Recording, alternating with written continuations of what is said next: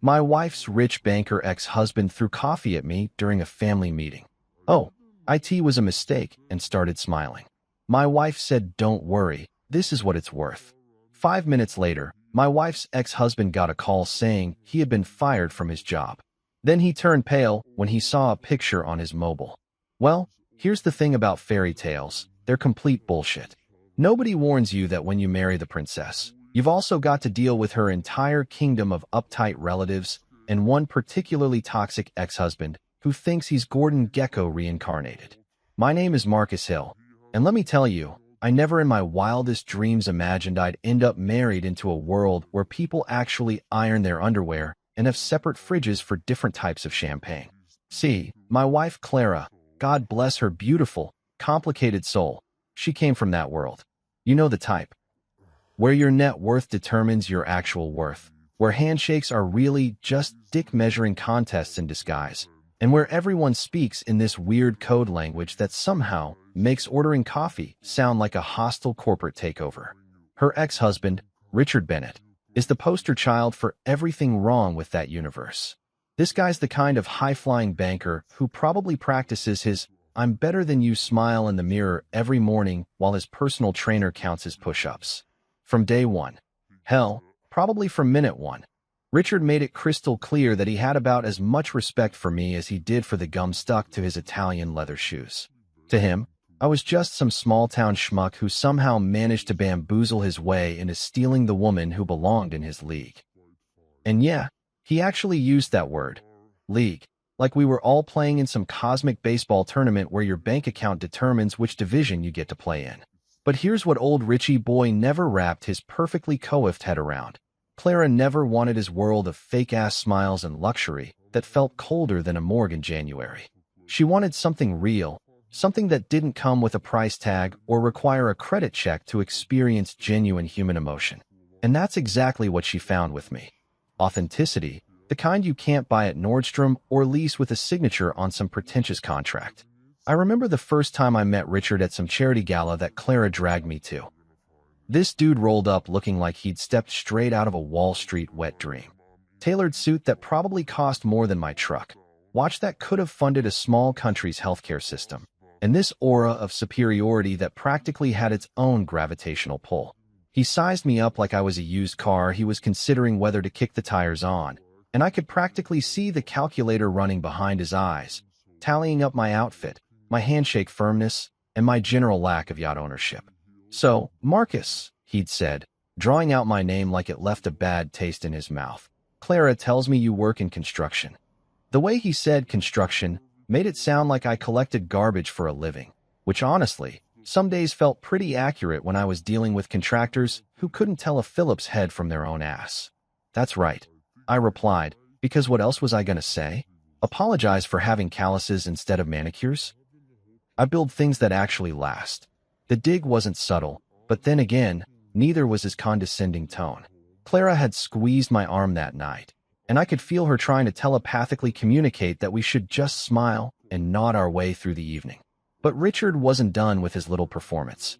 Throughout the entire night, he made sure to mention his latest acquisition, his new investment opportunities, and his upcoming trip to some European country I'm pretty sure he couldn't locate on a map without GPS. Every story was carefully crafted to remind everyone in earshot that he was swimming in money while the rest of us were apparently drowning in our own mediocrity. What really got under my skin wasn't the money talk. Hell, I've been broke before and survived just fine. It was the way he looked at Clara, like she was some kind of trophy that had been temporarily misplaced but would eventually find its way back to his trophy case. Like their 10-year marriage and subsequent divorce was just some minor inconvenience. A brief intermission before she came to her senses and realized she belonged with someone who could afford to buy her things she never asked for. But Clara's no trophy, and she sure as hell isn't some prize to be won by whoever has the biggest portfolio. She's a woman who chose to walk away from all that glittering bullshit because she figured out that gold-plated handcuffs are still handcuffs. She chose me not because I could give her the world, but because I could give her something Richard never could. The freedom to be herself without having to perform for some invisible audience of judgmental assholes. The thing is, Richard never understood that money can't buy you everything. It can't buy you genuine laughter that comes from actual joy instead of social obligation. It can't buy you conversations that don't revolve around quarterly reports and market fluctuations. And it definitely can't buy you the kind of love that doesn't come with terms and conditions written in fine print. Clara used to tell me stories about their marriage, how every dinner party was a performance, every vacation was a photo opportunity for his social media presence, and every conversation eventually circled back to his latest financial conquest. She lived in a beautiful cage, surrounded by beautiful things, married to a beautiful man who looked right through her unless she was serving as arm candy for his business associates. So when people ask me how a guy like me ended up with a woman like Clara, I usually just smile and tell them it's simple. I saw her for who she actually is, not for what she could do for my image or my bank account. Richard saw an accessory. I saw a partner. Richard saw a reflection of his success. I saw a woman who deserved to be loved for her terrible morning hair and her habit of stealing my hoodies and her ability to make me laugh until my stomach hurt. And that, ladies and gentlemen, is how this whole beautiful, complicated, occasionally infuriating mess got started. Because sometimes the best revenge against people who think they're better than you isn't proving them wrong. It's proving that their definition of better is completely fucked up to begin with. You know that feeling when your wife suggests something that sounds innocent enough on the surface, but your gut starts sending up flare signals like you're about to walk into an ambush? Yeah, well, that's exactly what happened one lazy Saturday morning when Clara was making her famous blueberry pancakes. And by famous, I mean the only thing she can cook without setting off the smoke detector.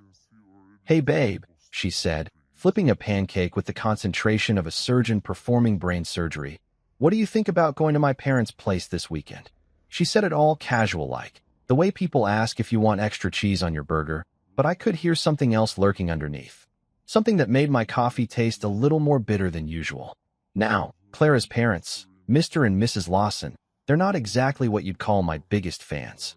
Don't get me wrong, they're polite enough when I'm around, but it's that special kind of politeness reserved for door-to-door salesmen and people who've accidentally wandered into the wrong tax bracket.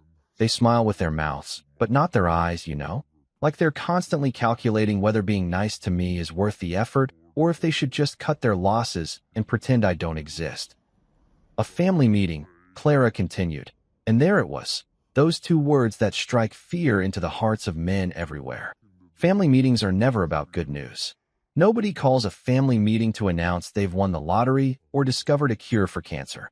Family meetings are where people air their dirty laundry, discuss concerns, and generally make everyone involved wish they'd stayed home and binge-watched Netflix instead. What kind of family meeting? I asked, because I'm a glutton for punishment like that. Clara's pancake flipping technique became noticeably more aggressive, which told me everything I needed to know about how thrilled she was about this whole situation. "The kind where they want to discuss our marriage," she said, not meeting my eyes. "Mom thinks there are some unresolved tensions that need addressing." She actually made air quotes while holding a spatula, which would have been funny if it wasn't so goddamn ominous. Here's the thing about the Lawson family estate.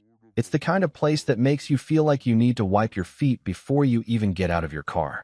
We're talking about a house that probably has its own zip code, with more square footage than most small towns and enough marble to build a monument to rich people's questionable taste in interior design. The kind of place where they have a different fork for each course and the bathroom has better art than most museums. But what really got my attention wasn't the house, or even the prospect of spending an afternoon getting judged by people who think caviar is a food group. It was when Clara mentioned, almost as an afterthought, that her little sister Miriam had hinted that Richard might be there too. Now, Miriam is Clara's younger sister, and calling her nosy is like calling the Grand Canyon a bit of a dip in the ground. This woman has turned being up in everyone's business into an art form. She's got a PhD in family drama and a master's degree in stirring up shit just to see what happens. If there's gossip to be spread or tension to be amplified, Miriam's your girl. She's like a human version of those reality TV shows where everyone's screaming at each other by the third commercial break. So when Miriam hints that Richard might show up, what she's really doing is lighting the fuse on a powder keg and then acting surprised when everything explodes. She knows exactly what she's doing, and she's probably already got her popcorn ready for the show. Richard's going to be there? I asked, trying to keep my voice level. Clara finally looked at me, and I could see she was just as thrilled about this prospect as I was. Maybe, she said, which in Clara speak meant definitely, but I'm hoping if I don't say it out loud, it might not actually happen. She set down the spatula and turned to face me fully. Look, Marcus, I know this sucks. I know the last thing you want to do is spend your weekend getting the third degree from my family while my ex-husband sits there looking smug. But I think we need to do this. Why? I asked, though I had a pretty good idea where this was going. Because they need to see that marrying you wasn't a mistake, she said, and there was something in her voice that made my chest tight. They need to understand that you're not some rebound guy or some midlife crisis decision. They need to see that we're solid, that we're real, and that their opinions about our relationship don't matter because we're stronger than their doubts. And there it was, the real reason behind this whole family meeting disaster. Clara was tired of defending our relationship to people who'd already made up their minds about me before we'd even met. She was tired of family dinners where conversations stopped when I walked into the room. She was tired of her mother's concerned phone calls and her father's polite but distant handshakes. She wanted to prove something, not just to them, but to herself. The problem was, I had about as much faith in this plan as I did in Richard's ability to develop a personality. You can't change people's minds by showing up and being yourself when they've already decided that yourself isn't good enough. It's like trying to win a rigged game. The house always wins, and the house in this case was a family that still thought Richard hung the moon, even after he'd crashed and burned their daughter's heart. But Clara was looking at me with those eyes that made me agree to move to her hometown in the first place. The same eyes that convinced me to try sushi, spoiler alert, still not a fan, and the same eyes that made me fall in love with her complicated, messy, beautiful life. She reached over and squeezed my hand, her fingers still warm from making breakfast. We'll face them together, she said, and I could hear the determination in her voice. Whatever they throw at us, whatever Richard says or does, we'll handle it together. Because that's what we do, right? We're a team. I looked at her standing there in my old college t-shirt and pajama pants, her hair still messy from sleep, syrup on her fingers, and I thought about how different she looked from the polished, perfect wife she used to be when she was married to Richard. This version of Clara, the real version, was worth fighting for, even if it meant walking into what felt suspiciously like a trap. All right, I said, because sometimes love makes you do stupid things. Let's go face the music. But deep down, in that part of my gut that's usually right about these things, I had a feeling this weekend wasn't going to end peacefully. Not by a long shot. Walking into the Lawson family estate that weekend felt like stepping onto the set of some pretentious period drama where everyone speaks in hushed tones and judges you based on which fork you use for the salad course. The whole place screamed old money, so loud it was practically giving me a headache. We're talking about crystal chandeliers that probably cost more than my annual salary, Persian rugs that looked like they belonged in a museum, and enough mahogany furniture to reforest half of South America. Clara's parents greeted us at the door with the kind of forced enthusiasm usually reserved for awkward high school reunions. Mrs. Lawson air-kissed Clara like she was afraid actual contact might smudge her makeup, while Mr. Lawson gave me one of those handshakes that's technically polite, but feels like he's checking to see if I'm carrying any communicable diseases from the working class. Marcus, he said with a smile that never quite reached his eyes, so good to see you again. The way he said it made me feel like I should be grateful for the privilege of breathing the same rarefied air as his family. I trust the drive wasn't too taxing. Because apparently, driving 2 hours in my perfectly functional but not luxury truck was some kind of heroic feat worthy of commentary. The meeting started about as smoothly as a train wreck in slow motion. We all gathered in what they called the sitting room, which was basically a museum exhibit dedicated to uncomfortable furniture and intimidating family portraits. Everyone was being painfully polite, the kind of politeness that makes your teeth ache because you can feel all the unspoken criticism hanging in the air like a toxic cloud. And then, because the universe has a twisted sense of humor, Richard fucking Bennett made his grand entrance. Now, I'd like to tell you that time slowed down and dramatic music started playing, but the reality was even more obnoxious than that. This bastard just strolled in like he owned the place, which, let's be honest, he probably felt like he did, considering he'd been part of this family longer than I'd been alive, practically. He was fashionably late, because of course he was, rolling up in what I'm assuming was his latest attempt to compensate for whatever psychological damage his childhood had inflicted on him. His suit was so perfectly tailored it looked like it had been sewn directly onto his body by angels who specialized in making assholes look respectable. The fabric probably cost more than most people's rent, and it fit him like a second skin designed specifically to announce to everyone in the room that he had more money than taste and the ego to match. His watch, Jesus Christ, his watch, was the kind of timepiece that probably had its own insurance policy and required a background check just to look at it directly. But it was the way he moved that really got under my skin. Richard Bennett walked into that room like he was signing deals, not greeting family members. Every step was calculated, every gesture was performed for maximum impact, and every smile was a carefully rehearsed demonstration of his superiority. He shook hands like he was closing million-dollar mergers, not saying hello to people he'd known for over a decade. "Sorry I'm late," he announced to the room, though his tone suggested he was about as sorry as a shark apologizing for being hungry. "You know how it is. The market never sleeps, and neither do the opportunities." He said this while checking his phone, because apparently, whatever was happening on that screen was more important than basic human decency. The air in the room immediately became thick enough to cut with a knife. You could practically taste the tension, like that moment before a thunderstorm when you know all hell's about to break loose, but you're powerless to stop it. Clara shifted beside me, and I could feel her body language change from relaxed to defensive in about 2 seconds flat. Over dinner, and let me tell you, this wasn't your average family dinner. This was some kind of culinary performance art involving more courses than a college curriculum. Richard completely dominated every single conversation. It was like watching a one-man show titled Richard Bennett, the musical, except nobody had bought tickets and everyone was trapped in the theater until the final curtain call. He bragged about his latest bank merger like he'd personally negotiated world peace. "We secured a $70 million acquisition last month," he announced between bites of whatever fancy fish they were serving. Really revolutionized the entire financial landscape in the Northeast Corridor. The way he said, "we," made it sound like he'd done everything himself, probably while juggling flaming torches and solving world hunger on the side. Then came the stories about the millions he'd secured, his word, not mine, like money was some kind of wild animal he'd personally tamed through sheer force of will and superior breeding. He name-dropped clients like he was reading from a Forbes magazine, casually mentioning politicians and celebrities like they were all best friends who regularly met for poker night and philosophical discussions about the meaning of wealth. And the parties, Christ, the parties he'd attended. According to Richard, he was basically the social equivalent of a traveling circus, moving from one exclusive event to another, rubbing shoulders with people whose names appeared in gossip columns and whose problems were so far removed from reality that they probably needed GPS to find them.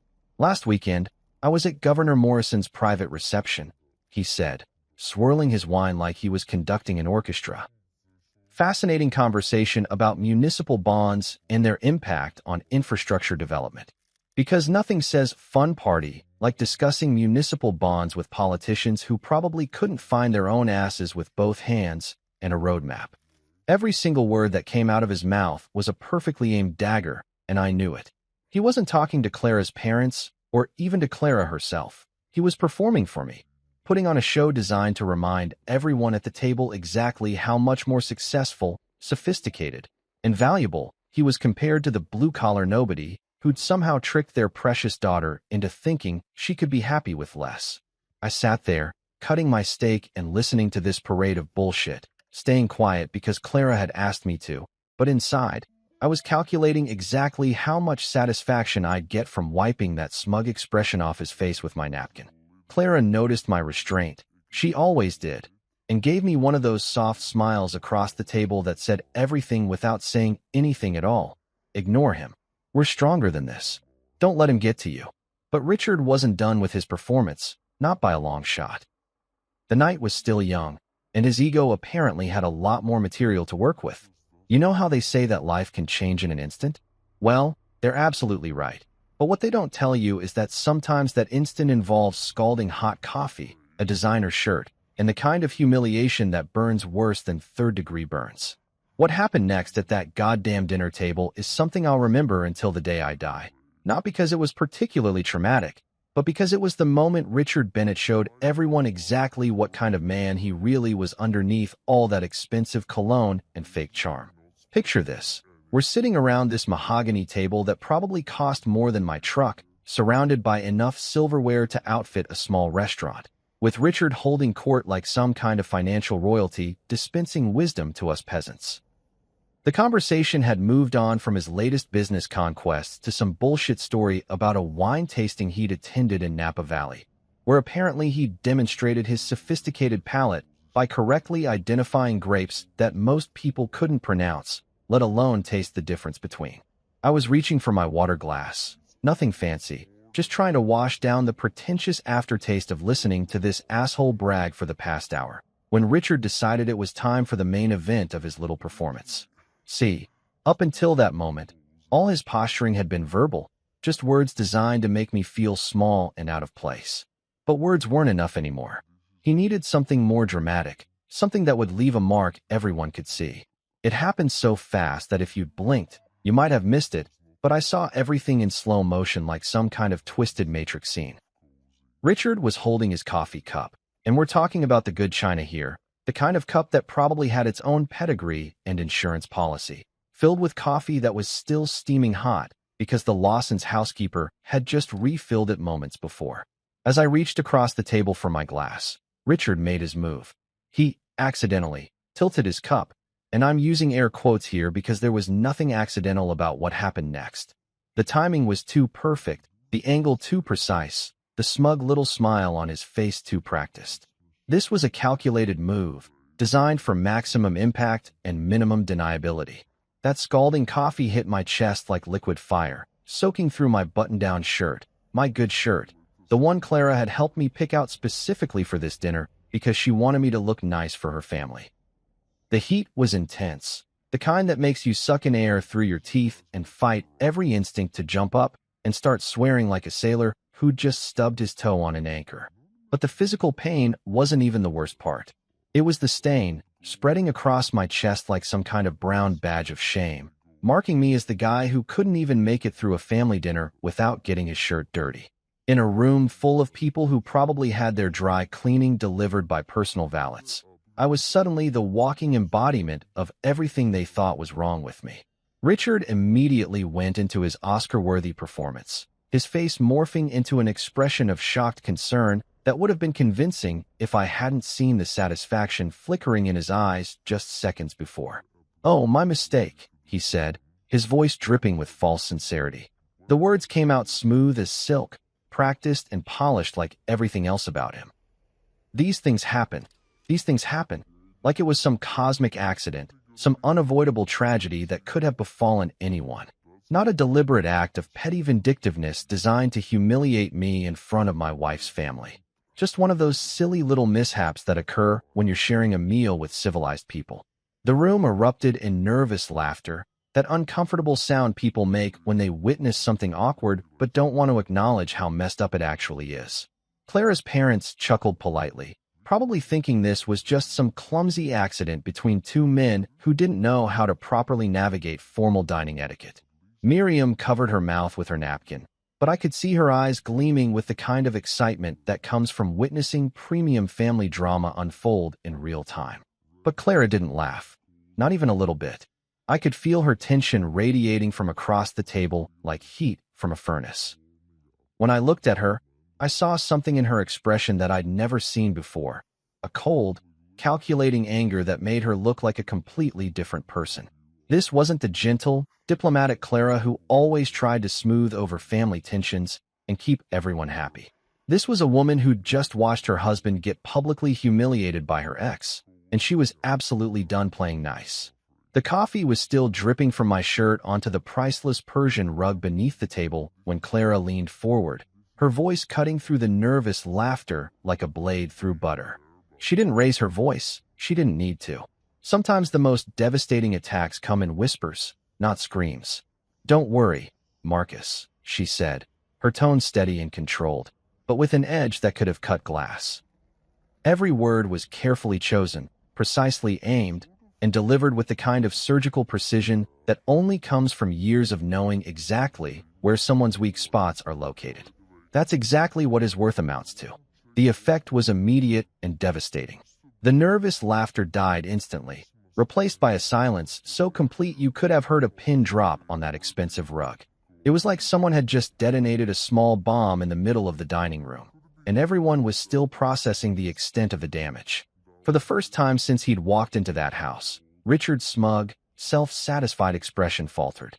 The confident smirk that had been permanently attached to his face all evening flickered and died like a candle in a hurricane. His mouth opened slightly, as if he was going to say something, but no words came out. For a man who made his living talking people out of their money, he was suddenly and completely speechless. Clara's parents looked like they'd just witnessed a car accident, shocked, horrified, but unable to look away. Mr. Lawson's face had gone pale, while Mrs. Lawson clutched her pearl necklace like it was some kind of protective talisman. Miriam's eyes were wide with the kind of excitement that comes from witnessing something that's definitely going to be talked about for years to come. But Clara wasn't done. She sat back in her chair, took a sip of her wine, and looked around the table with the calm satisfaction of someone who'd just delivered exactly the message she'd intended to send. The coffee was still staining my shirt, but somehow, it didn't matter anymore. If you've ever watched a nature documentary where a predator gets taken down by something bigger and badder, you'll understand the beautiful chaos that was about to unfold in the Lawson family dining room. Richard was still trying to process Clara's verbal knockout punch when the universe decided it wasn't quite done with him yet. Sometimes karma works in mysterious ways, and sometimes it works through cellular technology and impeccable timing. The silence that followed Clara's devastating comeback was the kind that makes your ears ring, like we were all sitting in the aftermath of an explosion waiting for the dust to settle.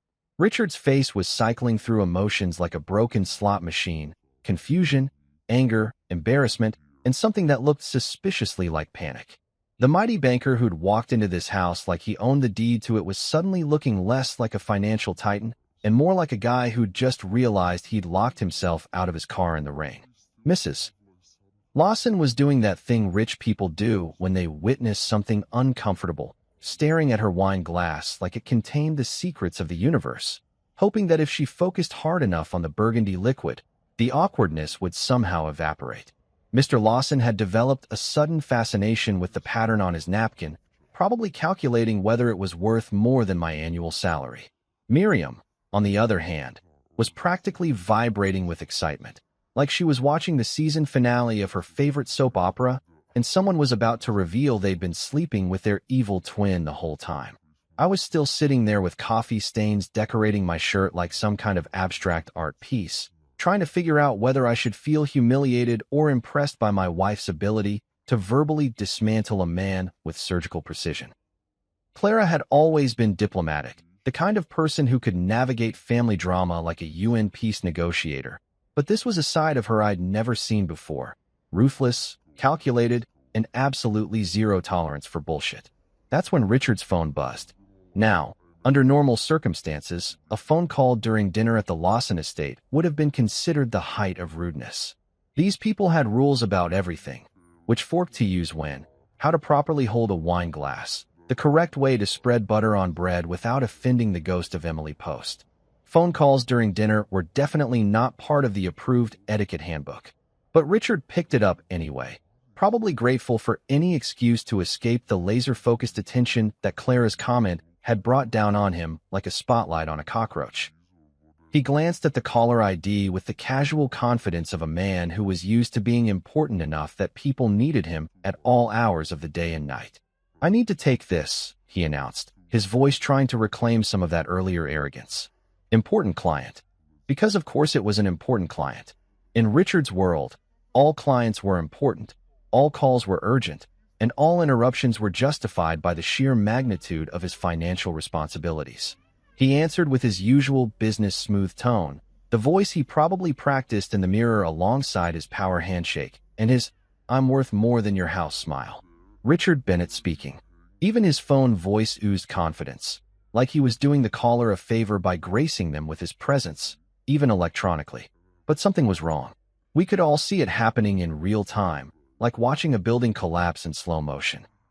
Richard's confident posture started to crumble as he listened to whatever was being said on the other end of that call. His shoulders sagged first, then his face began to drain of color like someone was slowly turning down the saturation on a TV screen. The transformation was fascinating in the most horrifying way possible. This was a man who'd built his entire identity around being untouchable, unshakable, the kind of guy who could navigate financial storms that would sink other people's careers. But whatever he was hearing through that phone was hitting him like a freight train loaded with bad news and karma. "What do you mean?" he said, his voice cracking slightly on the last word. The smooth confidence was gone, replaced by something that sounded suspiciously like fear. There must be some mistake. But even as he said it, you could tell he knew there was no mistake. Whatever was happening was real, and it was happening to him. Clara was watching this unfold with the calm detachment of someone observing a particularly interesting science experiment. She took another sip of her wine, her expression neutral but her eyes sharp, like she was cataloging every micro-expression crossing Richard's face for future reference. There was something almost predatory about the way she was watching him fall apart, and I found myself wondering exactly what my wife knew that the rest of us didn't.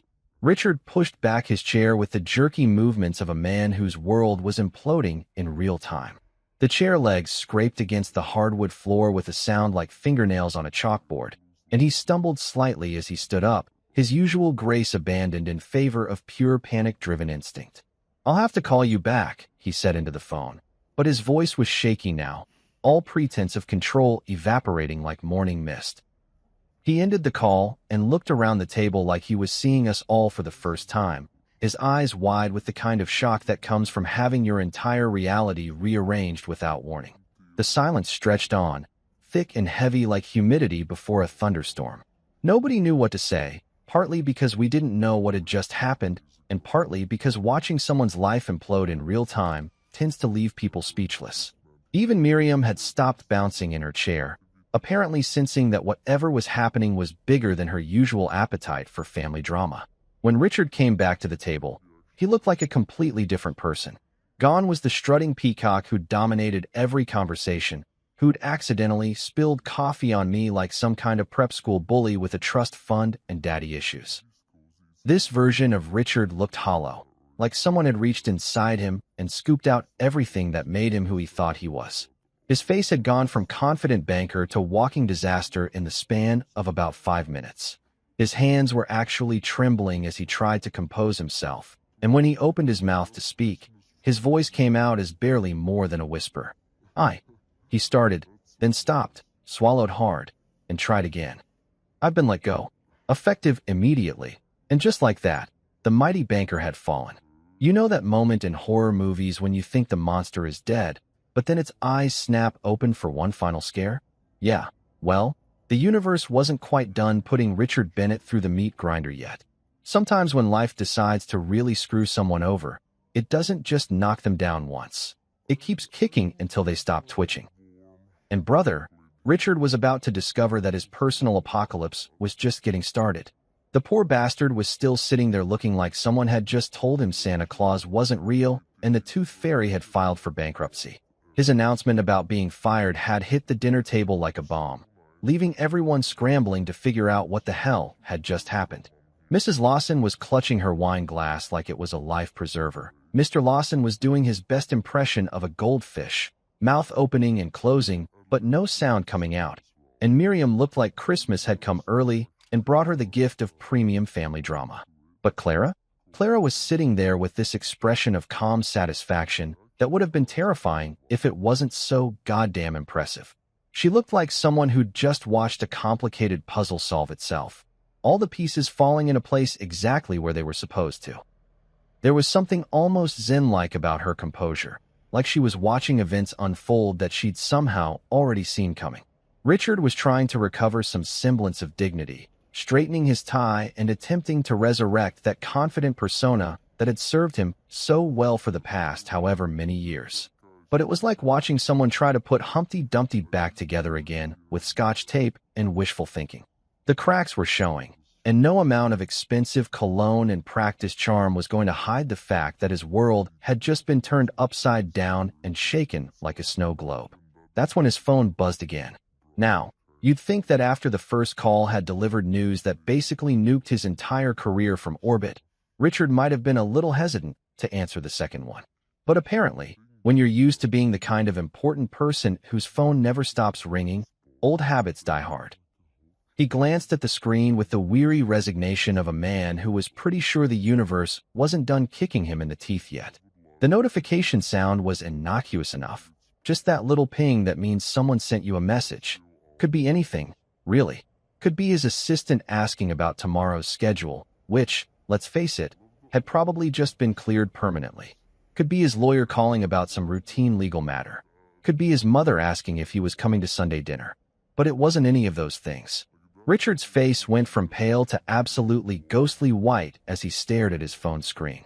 I'm talking about the kind of color change you see in time-lapse videos of flowers wilting. Except this was happening in real time, and it was happening to a human being who'd apparently just received the text message equivalent of a nuclear warhead. His hand started trembling, not just a little nervous shake, but full-on earthquake-level tremors that made the phone wobble in his grip like he was trying to hold onto a live fish. He tried to angle the screen away from the rest of us, sliding it under the table with the kind of desperate panic you see in people who've just realized they're holding evidence that could destroy their entire life. But here's the thing about panic. It makes you clumsy. And when you're sitting at a formal dinner table surrounded by people who are already watching your every move, because you've just announced that your career has gone up in flames, subtle movements become about as effective as trying to hide an elephant behind a houseplant.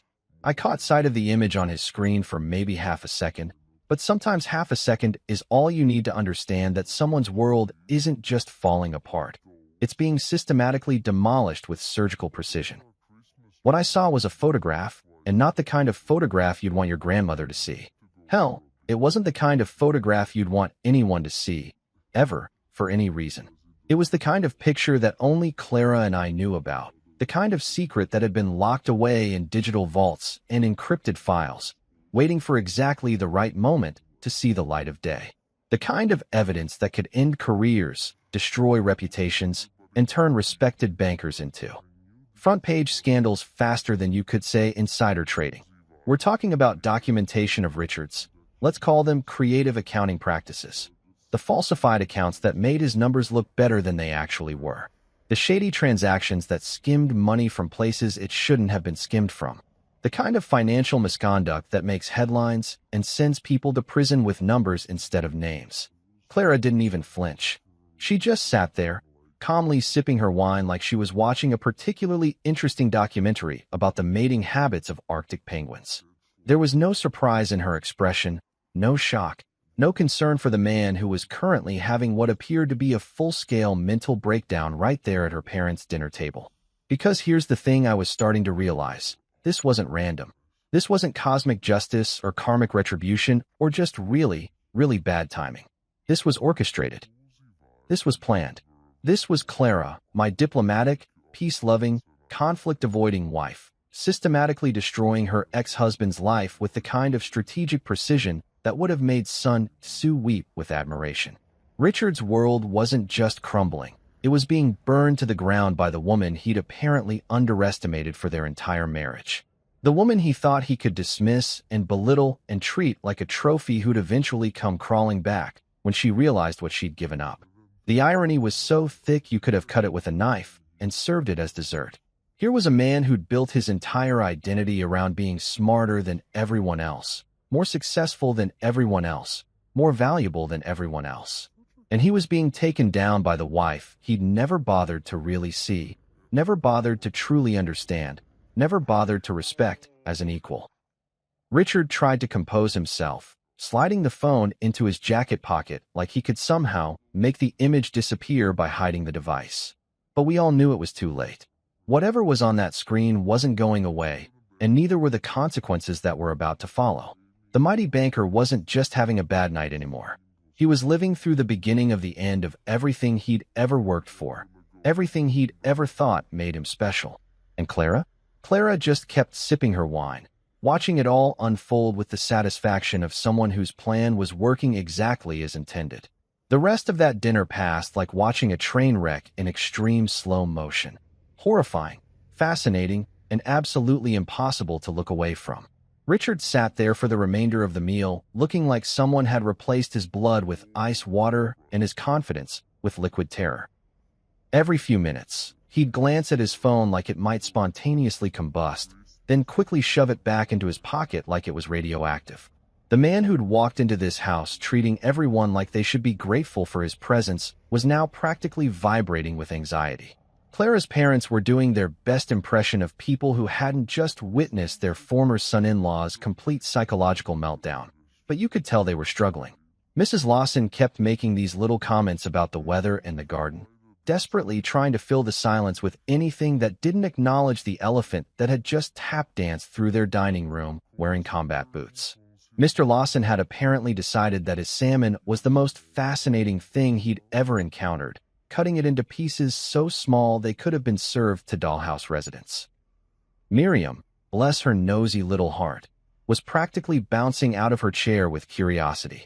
You could see the wheels turning in her head as she tried to piece together what the hell had just happened. She kept shooting glances between Richard's pale face and Clara's serene expression like she was watching a tennis match played with hand grenades instead of balls. But Clara?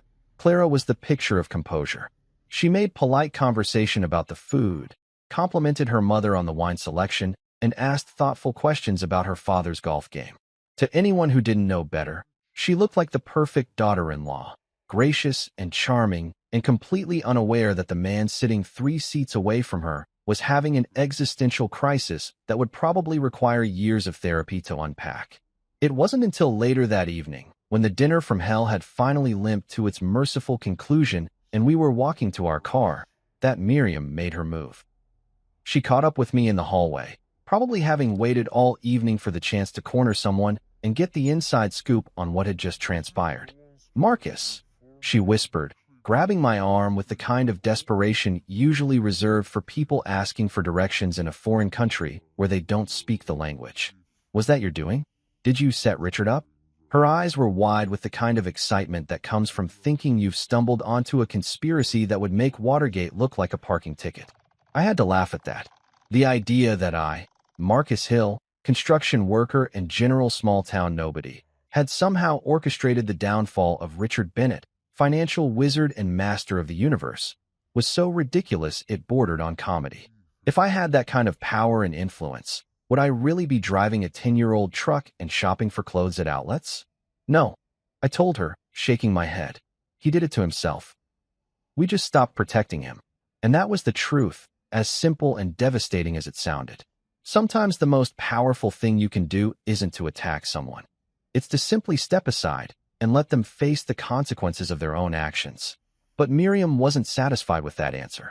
She wanted details, explanations, a full breakdown of how exactly her former brother-in-law had gone from master of the universe to unemployed disaster in the span of one evening. She kept pressing, asking questions, trying to get me to reveal some master plan or secret strategy that would explain what she'd just witnessed. The thing is, there was a master plan. There was a strategy, but it wasn't mine. See, here's what I'd started to piece together over the course of that disastrous dinner. Clara had evidence of Richard's corruption long before tonight. We're talking about documentation that went back years, possibly their entire marriage.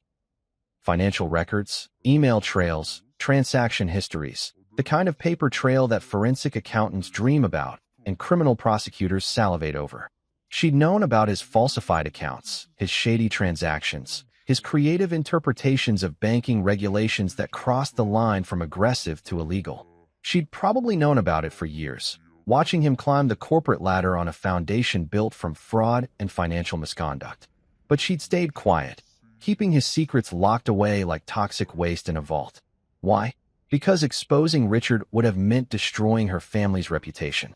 The Lawsons had been proud of their successful son-in-law, bragging about his achievements at country club dinners and charity galas. Mrs. Lawson probably spent years telling her friends about Richard's latest promotion or his newest luxury car. Mr. Lawson probably enjoyed the reflected glory of having a financial powerhouse in the family. Clara had protected Richard not because she loved him. Hell, she divorced his ass, but because she loved her family and didn't want to see them hurt by the scandal that would inevitably follow. She'd chosen their peace of mind over justice, their reputation over accountability. But then Richard had crossed a line tonight. When he'd accidentally spilled that coffee on me, when he'd humiliated me in front of her family with that smug, satisfied smirk, he'd made it personal. He'd attacked the man she loved, and that was apparently where Clara's patience ran out. So she'd quietly sent those files to the bank's ethics board. Probably earlier that week, maybe even earlier that day. She'd finally decided that protecting her family's feelings wasn't worth protecting Richard's career, especially when he was using that career as a weapon to hurt the people she actually cared about. Tonight wasn't random. Tonight wasn't cosmic justice. Tonight was Clara Bennett. Excuse me, Clara Hill, finally deciding that her loyalty to family peace was less important than her loyalty to actual justice. She'd lit the fuse on a bomb that had been sitting under Richard's career for years, and tonight was just the night it finally exploded. The beauty of it was in the timing. Richard had spent the entire evening trying to prove his superiority, bragging about his success, throwing his wealth and status around like weapons. And right at the moment when he was feeling most confident, most untouchable, most convinced of his own invincibility, the consequences of his own actions had come home to roost. Clara hadn't destroyed Richard Bennett. Richard Bennett had destroyed Richard Bennett. Clara had just stopped covering for him, stopped protecting him from the natural consequences of being a lying, cheating, fraudulent piece of shit who thought he was too important to follow the same rules as everyone else. And the most beautiful part? He never saw it coming. He'd been so focused on trying to make me look small that he'd completely missed the fact that his ex-wife was methodically dismantling his entire life from the inside out. As we drove home that night, I looked over at Clara and realized I was married to someone far more dangerous than I'd ever imagined. And honestly, I'd never found her more attractive. If you've ever wondered how fast someone can go from being the toast of high society to being about as welcome as a skunk at a garden party, let me tell you about the week that followed Richard Bennett's spectacular implosion. It was like watching a master class in how quickly people will abandon ship when they smell the smoke from a burning reputation. And brother, Richard's reputation wasn't just burning. It was a full-scale 5-alarm inferno that could probably be seen from space. The news broke on Monday morning with all the subtlety of a freight train hitting a nitroglycerin factory.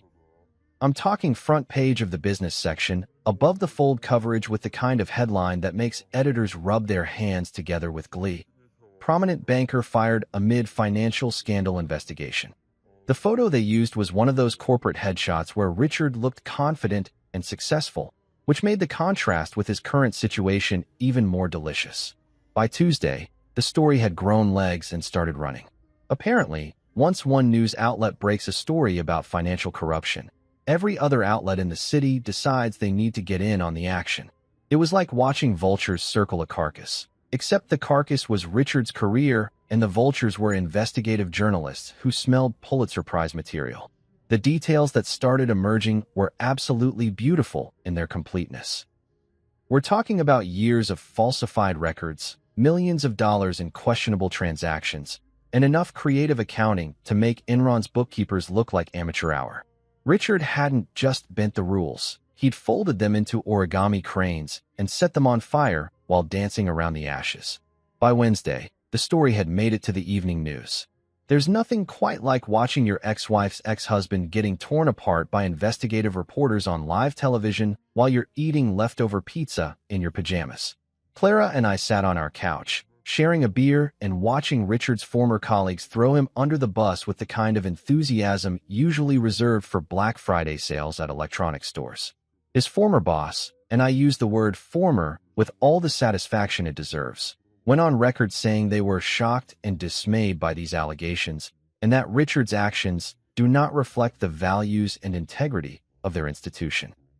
Translation: they were throwing him so far under the bus that he'd need an archaeological dig team to find his way back to daylight.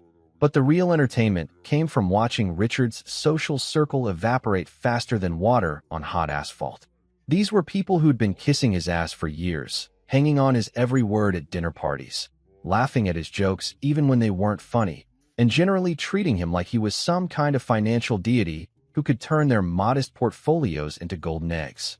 Thursday brought news that Richard's membership at the exclusive country club had been temporarily suspended pending the outcome of ongoing investigations. Friday saw his name quietly removed from the board of directors of 3 different charitable organizations. By the weekend, his regular table at that fancy restaurant downtown was suddenly unavailable every night for the foreseeable future. It was like watching a time-lapse video of a social network collapsing. These people who'd been his friends, his colleagues, his business associates, were now treating him like he had some kind of contagious disease that could be transmitted through proximity. Phone calls went unreturned, invitations were mysteriously lost in the mail, and suddenly everyone was too busy to meet for lunch or drinks or golf. The beautiful irony was that these were the same people Richard had looked down on me for not knowing. These were his connections, his network, his proof that he operated in circles I could never hope to enter. And now they were abandoning him faster than rats fleeing a sinking ship, proving that their loyalty was about as deep as a puddle in a drought. Clara's family reaction was particularly fascinating to watch unfold. The same parents who'd spent years bragging about their successful former son-in-law were now dealing with the uncomfortable reality that their golden boy was actually fool's gold painted with corruption and held together with lies. Mrs. Lawson, who'd been telling her bridge club for years about Richard's latest promotion or his newest acquisition, suddenly found herself having very different conversations. Instead of bragging about his success, she was making excuses for why they never really knew about his business practices and how they'd always had some concerns about his methods. The woman who'd practically canonized St. Richard was now trying to pretend she'd never been that impressed with him in the first place. Mr. Lawson went through his own transformation. The man who'd looked at me like I was something he'd scraped off his shoe was suddenly seeing me in a completely different light. At the next family dinner, which Richard obviously wasn't invited to, Mr. Lawson actually asked me about my work, seemed genuinely interested in my opinions about local politics, and even offered to help me get tickets to a baseball game that had been sold out for months. It wasn't that he'd suddenly developed respect for blue-collar workers or had some kind of spiritual awakening about the value of honest labor. It was that his definition of success and worthiness had been completely recalibrated by watching his former golden boy turn into radioactive waste. When your benchmark for achievement gets arrested for financial fraud, suddenly the guy who builds things that actually last starts looking pretty damn good by comparison. The shift in family dynamics was subtle but unmistakable. Instead of being the charity case that Clara had married out of some misguided rebellion against her upbringing, I was now the stable, reliable, honest man who'd stood by their daughter when everyone else was either corrupt or fake. Instead of being the mistake Clara needed to correct, I was proof that she'd shown better judgment than any of them. Miriam, bless her gossipy little heart, was having the time of her life. She went from being the sister who had to watch Clara settle for someone beneath her station to being the sister who got to witness the most spectacular takedown in recent family history. She was probably telling this story to anyone who'd listen, and probably embellishing it a little more each time. But the most satisfying part wasn't watching Richard's world crumble or seeing Clara's family finally understand what she'd seen in me. It was watching Clara herself navigate this whole situation with the kind of grace and dignity that made me fall in love with her all over again. She didn't gloat, didn't rub anyone's face in it, didn't say, "I told you so," even though she absolutely could have. She just smiled quietly and held my hand a little tighter, like she was saying without words, "See? I knew what I was doing all along." You know how they say desperate times call for desperate measures? Well, about a week after Richard's spectacular public execution via newspaper headlines and investigative journalism, we got a real-life demonstration of just how desperate a formerly powerful man can become when his entire world gets flushed down the toilet like yesterday's goldfish. It was a Saturday afternoon, one of those perfect fall days where the air is crisp enough to make you want to rake leaves just for the satisfaction of jumping in the pile afterward. Clara and I were having one of those lazy weekends that married couples dream about.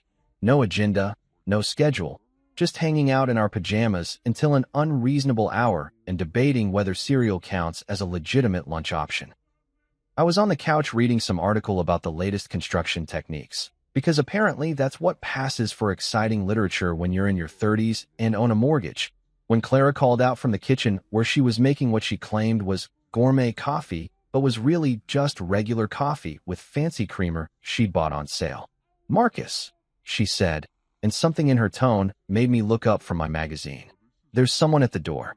Now, we don't get a lot of unexpected visitors.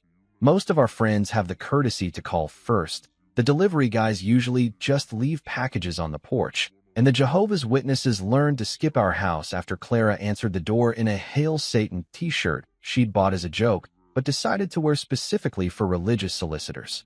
But when I looked out the window, I saw something that made my coffee taste suddenly bitter in my mouth. There, standing on our front porch like some kind of ghost from Christmas past, was Richard fucking Bennett. Except this wasn't the polished, confident Richard who'd waltzed into the Lawson family dinner like he owned the place. This was a completely different creature, a hollow-eyed, desperate-looking shell of a man who looked like he'd been put through a blender set on life-destroying puree. Gone was the perfectly tailored suit that probably cost more than most people's cars. Instead, he was wearing jeans. Actual jeans, like some kind of common person, and a wrinkled button-down shirt that looked suspiciously like he'd slept in it. His hair, which had always been styled with the kind of precision you'd expect from someone who probably had a personal grooming consultant, was disheveled and greasy. He looked like he hadn't shaved in days, and not in that deliberately scruffy way that models use to look ruggedly handsome, but in the way that suggests personal hygiene has become a low priority when you're busy watching your entire life implode. The arrogant smirk that had been permanently attached to his face like some kind of surgical implant was nowhere to be seen. Instead, he looked hollow, desperate, like someone who'd been wandering in the desert for weeks and had finally spotted what might be an oasis, but wasn't entirely sure it wasn't just another mirage. Clara opened the door before I could stop her, which in hindsight was probably for the best, because I might have been tempted to pretend we weren't home and hope he'd eventually go away like a persistent raccoon looking for garbage. But Clara has always been braver than me, more willing to face uncomfortable situations head-on, instead of hiding behind the couch until they resolve themselves. "Richard," she said, her voice completely neutral. Not hostile, not welcoming, just flat. Like she was acknowledging the existence of a piece of furniture that had unexpectedly appeared on her doorstep. "What are you doing here?" He looked at her with the kind of desperation you usually see in movies about people stranded on desert islands who've just spotted a rescue helicopter. His voice, when he finally managed to speak, was completely different from the smooth, confident tone he'd used at dinner. This was the voice of a man who'd been broken down to his component parts and hastily reassembled by someone who'd lost the instruction manual. "Clara," he said, and I could hear his voice breaking like a teenager asking someone to prom. "They're investigating me. The FBI, the State Attorney General's office, the SEC. There are so many agencies involved I've lost count. I need help. I need you to tell them it's not true." The audacity of it was absolutely breathtaking. Here was a man who'd spent our entire previous encounter trying to humiliate me, who'd treated Clara like a possession he'd temporarily misplaced, who'd walked through life with the kind of arrogance that suggested he thought the laws of physics were more like guidelines that didn't really apply to him. And now he was standing on our doorstep asking the woman he'd divorced to lie to federal investigators to save his ass. Clara's response was colder than a penguin's nightmare. Her eyes, which had always been warm and expressive, looked like they'd been carved from ice. When she spoke, her voice had the kind of finality usually reserved for judges reading death sentences. "The truth doesn't need defending," she said, and each word hit him like a physical blow. There was no emotion in her voice, no anger, no satisfaction, no regret. Just cold, hard reality delivered with surgical precision. But Richard wasn't ready to give up yet.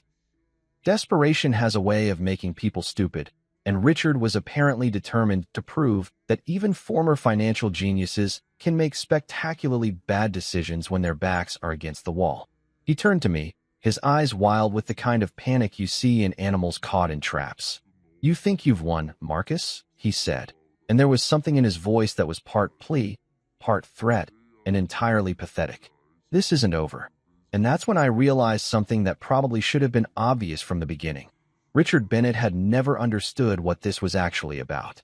He thought this was some kind of competition between him and me, some kind of masculine pissing contest where the winner got to keep Clara as a prize.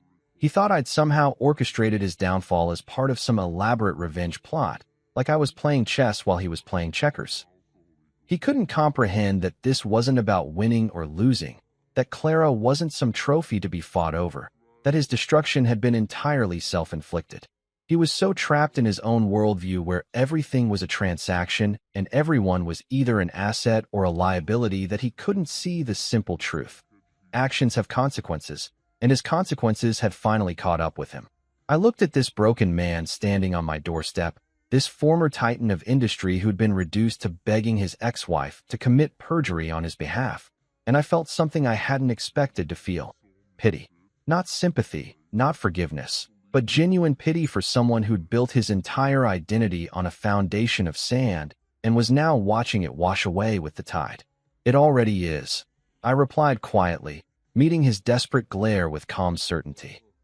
Life has this funny way of moving forward even after the big dramatic moments are over, like how a river keeps flowing even after it's carved through a mountain. The dust settled from Richard's spectacular self-destruction. The news cycle moved on to the next scandal involving some politicians' creative interpretation of campaign finance laws, and Clara and I found ourselves back to the business of just being married to each other. Not the movie version of marriage where everything is perfectly lit and every conversation sounds like it was written by someone who's never actually been married, but the real version where you argue about whose turn it is to take out the trash and discover that your wife has some truly disturbing opinions about the correct way to load a dishwasher. The kind of marriage where love isn't a constant symphony of romantic gestures, but more like a steady drumbeat that keeps time for all the ordinary moments that actually make up a life. Richard became a cautionary tale, one of those stories people tell at cocktail parties about how quickly fortune can change when you build your castle on a foundation of lies and creative accounting. Last I heard, he'd moved to some small city in Ohio where nobody knew his name, and he was working at a mid-level accounting firm, probably spending his days auditing the books for local car dealerships and trying to convince himself that this was just a temporary setback in his inevitable return to greatness. The irony wasn't lost on me that he'd ended up in exactly the kind of small-town, middle-class existence he'd looked down on when I was living it. Except the difference was that I'd chosen my life, built it deliberately with my own hands and decisions, while he'd had his thrust upon him by the consequences of thinking he was too smart and too important to follow the same rules as everyone else. Clara's family had completed their transformation from skeptical in-laws to something approaching actual acceptance. Mrs. Lawson no longer looked at me like I was a fascinating anthropological specimen from a lower socioeconomic class, and Mr. Lawson had stopped asking questions about my prospects like he was conducting a job interview for the position of son-in-law. They'd finally figured out that stability and honesty weren't consolation prizes for people who couldn't achieve wealth and status. They were actually valuable qualities in their own right. It took a financial criminal for them to realize that the guy who showed up on time, kept his promises, and treated their daughter like she was worth more than her trust fund might actually be worth keeping around. Sometimes it takes watching someone's world burn down to appreciate the people who don't play with matches. But the real education hadn't been for Clara's family. It had been for me. I'd always known that Clara was smart, but I'd underestimated just how strategic she could be when someone threatened the people she loved. Watching her systematically dismantle Richard's entire existence with the patience of a chess master planning 15 moves ahead had been both terrifying and incredibly attractive. She'd shown me that love isn't just about the warm, fuzzy feelings and romantic dinners. Sometimes it's about being willing to go to war for someone, even when they don't know you're fighting. She protected me in a way I hadn't even realized I needed protecting, and she'd done it without making me feel small or helpless or like I needed rescuing. The night after Richard's pathetic visit to our house, Clara and I had sat out on our back deck under the string lights I'd hung up when we first moved in together. They were cheap lights from the hardware store, nothing fancy or expensive, but they created this warm bubble of light in our small backyard that made everything feel intimate and peaceful. We'd shared a beer, not champagne, not wine from some vineyard with a pretentious name, just regular beer from a six-pack I'd picked up at the grocery store, and talked about everything and nothing. about whether we should plant tomatoes next spring, about the new restaurant that had opened downtown, about her sister's latest dating disaster. Normal stuff. Real stuff. The kind of conversations that actually matter when you're building a life with someone. You know what the funny thing is? Clara had said, leaning back in her chair and looking up at the stars that were just barely visible through the light pollution. Richard always thought money was power. But real power is knowing who you are when everything else gets stripped away. She was right, of course. Richard had built his entire identity around external validation. His job title, his bank account, his social connections, his ability to buy things that impressed people who weren't really paying attention anyway. When those things disappeared, there was nothing left underneath. He was like a house built entirely of facade with no actual structure behind it. But Clara had chosen me not because of what I could buy her, or what doors I could open for her, or what status I could provide. She'd chosen me because of who I was when all the external stuff was stripped away. She'd seen something in the guy who worked with his hands and drove a used truck and shopped at discount stores that she'd never found in the man who could afford to buy her anything she wanted. "See," she said, squeezing my hand in the warm darkness of our backyard. In the end, he poured coffee. You poured strength. And sitting there under those cheap string lights, drinking beer and listening to the sound of crickets in our modest little yard, I finally understood something that had taken me way too long to figure out. I hadn't just survived Richard's world of polished surfaces and cold luxury. I'd surpassed it entirely by refusing to play by its rules. True worth isn't measured in quarterly reports or stock portfolios or the ability to drop names at dinner parties. It's measured in showing up when you say you will, in being the same person in private that you are in public, in choosing to build something real instead of something that just looks impressive from a distance. Clara's love wasn't a consolation prize for not being rich enough or successful enough or sophisticated enough for someone better. Her love was the recognition that better isn't about having more. It's about being more. More honest, more reliable, more genuine, more willing to do the right thing even when it's harder than doing the profitable thing. Richard had lost everything the night he tried to humiliate me with that coffee, but not because of some cosmic justice or karmic retribution.